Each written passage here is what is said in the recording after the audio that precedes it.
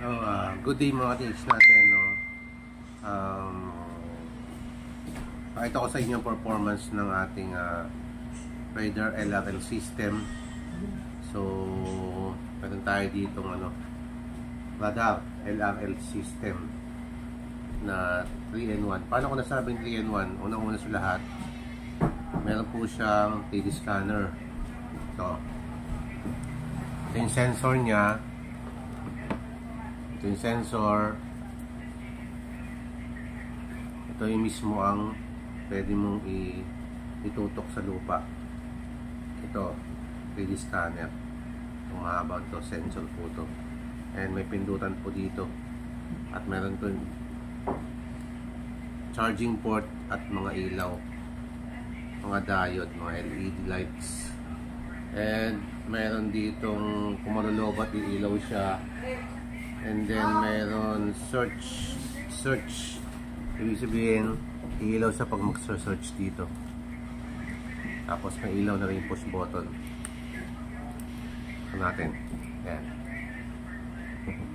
Paano ko nasabi na 3-in-1 siya? Unang-una sa lahat, pwede ho siyang 3D scanner, locator, at metal detecting. Yung metal detecting, ganito po yan mga ka-TH. Ganito po, pakita ko sa inyo. Ayan o. Ewan ko lang kung makita nyo ha. Ayan. Ayan siya.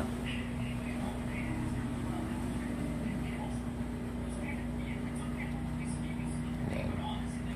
So loading pa siya mga ka-TH ha. So meron tayo dito tinatawag na Tesla LRL B4B. Itong gagamitin is locator. Ito naman is 3D scanner. No? Paano malalaman kung pwede siya sa metal detecting?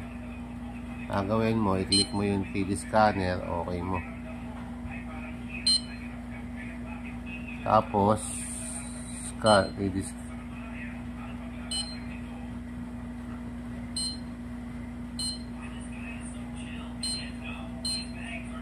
scanning tayo. No? Una, lumalabas yung searching dyan. Ground search. Ground scanning searching. Ito kasi is may searching na pwedeng i-search.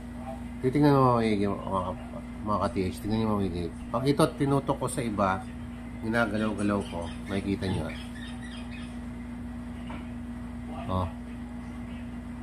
Nagsa-search siya. Searching. Ayan o. Kung saan may metal.